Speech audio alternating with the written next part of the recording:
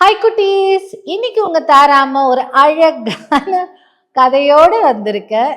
So முன்னொரு காலத்துல என்னாச்சு, ஒரு நல்ல நேர்மையானவன் ஒரு வியாபாரம் செஞ்சுட்டு இருந்தானா. அவன் பேரு என்னன்னா தர்மா. இந்த தர்மா என்ன பண்ணா, நிறைய வியாபாரம் எல்லாம் செஞ்சான்.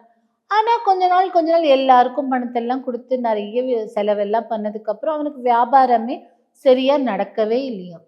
ரொம்ப மனசு கஷ்டமாச்சு அந்த தர்மாக்கு. என்ன பண்றது தெரியலையே அப்படின்னு. சரி, நம்ம வெளியூர் போய் ஏதான வேலை செஞ்சு பொழப்ப தேடி நிறைய சம்பாதிச்சு நம்ம இந்த ஊருக்கு கொண்டு வரலான்னு சொல்லிட்டு வெளியூர் போக ரெடி ஆனானா. அவன் எல்லா சாமானையும் வித்துட்டானா. ஆனா அவங்க அப்பா அவனுக்கு ஒரு கிஃப்டா ஒரு அயன் தராசு கொடுத்தாங்க. இரும்பினால் ஆன தராசு. அதை தூக்கி போட மனசே வரலையா. ரொம்ப ராசியான தராசா. அச்சோ, இதை எப்படி நான் தூக்கி போடுவேன், எங்க அப்பா எனக்கு ரொம்ப ஆசையா கொடுத்தாரு அப்படின்னு யோசிச்சுட்டே இருக்கும்போது அப்பதான் அவன் ஃப்ரெண்டோட ஞாபகம் வந்துதான். அவன் பேரு பிரதாப்பா. சரி, நம்ம பிரதாப் கிட்ட போய் இதை கொடுத்துட்டு நம்ம ஊருக்கு கிளம்பலாம் சொல்லிட்டு நேரா பிரதாப் வீட்டுக்கு போய் கதவை தட்டினான். பிரதாப் கதவை திறந்த உடனே, பாருப்பா, இங்க எனக்கு பிசினஸ் செட் ஆகல, நான் வெளியூர் போய் சம்பாதிக்கல, வேலை செய்யலான்னு கிளம்புறேன், எனக்காக ஒரே ஒரு ஹெல்ப் பண்ணு, இந்த தராசை நீ உன் வீட்டிலேயே வச்சுக்கோ பத்திரமா, நான் திரும்ப வந்து வாங்கிக்கிறேன் அப்படி சொன்னான். அதுக்கு என்ன, நான் வச்சுக்கிறேன் அப்படி சொல்லிட்டு பிரதாப்பும் வாங்கி வீட்டில் வச்சுக்கிட்டானா.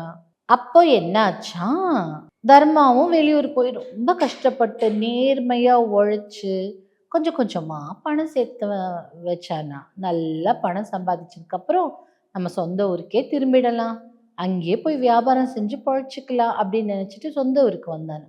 வந்த உடனே நேரா பிரதாப் வீட்டுக்கு வந்தானா. வந்து விட்டுட்டு, அப்பா பிரதாப், நான் வந்து ஊர்ல இருந்து வந்துட்டேன். அப்படியா, சந்தோஷம் உன்னை பார்த்த உடனேன்னு சொன்னானா பிரதாப். சரி, நான் உனக்கு ஒரு தராசு கொடுத்துட்டு போனேன்ல, எங்க அப்பா கொடுத்ததுன்னு, அது எனக்கு தரியா, நான் வியாபாரம் அதை வச்சு நான் வியாபாரம் செஞ்சு பொழைச்சிக்க போறேன், காய்கறி எல்லாம் வியாபாரம் எடை பார்க்கறதுக்கு எனக்கு அது வேணும் அப்படி சொன்னானா. எந்த சொல்ற, ஓ அந்த தராசா, அதை எலி சாப்பிட்டுடுச்சு அப்படி சொன்னோடனே தர்மாக்கு செம்மக்கோ. எங்கேயாவது இரும்பை எலி சாப்பிடுமா, சாப்பிடாது தானே. அப்போ இவன் பொய் சொல்றான்னு பிரதாப்புக்கு தெரிஞ்சிருச்சு. அப்ப என்ன சொன்னானோ, இருக்கும் இருக்கும், நம்ம ஊர்ல தான் எலி தொல்லை நிறைய இருக்குல்ல, நம்ம என்ன பண்ணலாம், அதெல்லாம் வீடு மறந்துடலாம் அப்படின்னு சொல்லிட்டு தர்மா என்ன பண்ணானா, சரி நான் குளக்கரைக்கு போறேன் குளிக்கிறதுக்கு, எனக்கு உன் பையனை கூட அனுப்புறியா, நான் என்னோட துணியெல்லாம் வந்து வச்சா காத்துல பறந்து போயிடும், அதனால உன் பிள்ளைகிட்ட கொடுத்து வைக்கிறேன்.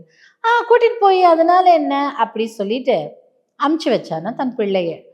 அவனும் என்ன பண்ணானா, கொலக்கரைக்கு போகாம நேரா அவனுடைய பிரதாப்போட பிள்ளைய கூட்டிக்கிட்டு அவன் வீட்டுக்கு போய், நீ கொஞ்ச நேரம் இங்க உட்கார்ந்து இருப்பா, நிறைய சாப்பாடுலாம் சாப்பிட்டுட்டு உனக்கு நிறைய பிஸ்கெட் சாக்லேட்லாம் வாங்கி தர, நீ சாப்பிடு, நான் இப்ப வந்துடுறேன் சொல்லிட்டு அவனை உள்ள வச்சு கூட்டிட்டு நேரா பிரதாப் வீட்டுக்கு போனானா. என்ன சொல்லு, எங்க என் பையனை காணவே இல்லையே அப்படின்னு சொன்ன உடனே, அச்சோ, நான் குளக்கரையில குளிச்சுட்டே இருந்தேனா, அப்ப என்ன ஆச்சு, கொக்கு வந்து உங்க பையனை அப்படி தூக்கிட்டு போயிடுச்சு சொன்ன. நீ போய் தானே சொல்ற, ஏன் இப்படி நீ வந்து போய் சொல்ற, என் பிள்ளைய கூட எனக்கு அப்படின்னு. என்னப்பா அது, நான் உண்மையை தானே சொல்றேன்னொடனே, அந்த ஊர்ல ஒரு பெரிய ஜமீன்தார் இருந்தாராம். அவர் தான் இந்த ஊர்ல நடக்கிற நாட்டாமா வேலை எல்லாம் செய்வாராம். எது தப்பு எது கரெக்டு, இது செய்யணும் அது செய்யணும், ஊருக்கு நல்லது கெட்டது சொல்றவராம்.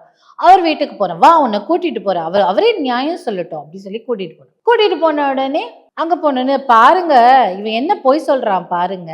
என்னப்பா சொல்றேன்னா, இந்த மாதிரி என் பையனை கூட்டிட்டு போனாங்க குளக்கரைக்கு துணியெல்லாம் வச்சுக்கிறதுக்கு, இப்ப வந்து என் பையன் என்கிட்ட கொக்கு தூக்கின்னு போயிடுச்சு சொல்றாங்க அப்படின்னு சொன்னாங்க. அச்சுச்சோ, ஏப்பா அப்படி சொல்ற, ஏங்க எலி வந்து இரும்ப கடிச்சு தின்னும் போது கொக்கு பையனை தூக்கிட்டு போகாதா அப்படின்னு. அப்பதான் புத்தி வந்துச்சான், ஓஹோ இவன் நம்ம சொன்ன பொய்ய கண்டுபிடிச்சிட்டான், அதனாலதான் நம்மளுக்கு பனிஷ்மெண்ட் பண்ணான். உடனே சாரி சொல்லிட்டு, சாரி, நான் ஏதோ சின்ன பணத்துக்கு ஆசைப்பட்டேன், உன் பொழப்புக்கு நான் வந்து தப்பு தான் பண்ணேன், தயவு செஞ்சு இந்த தராசை எடுத்துக்கோ, அதுக்கப்புறம் என் பையனை எனக்கு கொடுத்துரு அப்படின்னோடனே சரின்னு தராசை எடுத்துட்டு பையனை வீட்டுல இருந்து கூட்டிட்டு வந்து பத்திரமா பிரதாப் வீட்டுல கொடுத்துட்டானா. இப்ப நீங்க சொல்லுங்க, பிரதாப் பண்ணது கரெக்டா? தன் நண்பனை ஏமாற்றலாமா? இன்னொருத்தர் பொருள் மேல ஆசைப்படலாமா? தப்பு தானே? இன்னொருத்தர் பொருள் மேல ஆசைப்பட்டா, ஏதான ஒரு வகையில நம்மோட பொருளும் தொலைந்து போகும். நாமும் சில பொருட்களை இழக்க நேரிடும். அதனால இன்னொருத்தங்க கிஃப்ட்டா குடுத்தா வாங்கிக்கலாமே தவிர, இன்னொருத்தவங்களுடைய பொருள் மேல நம்ம ஆசைப்படக்கூடாது. இன்னொருத்தவங்களோட பொருளை நாம திருடி வச்சுக்க கூடாது. அவங்க கிட்ட இருக்குன்னு பேராசையும் படக்கூடாது. பொறாமைத்தனமும் படக்கூடாது. சரியா?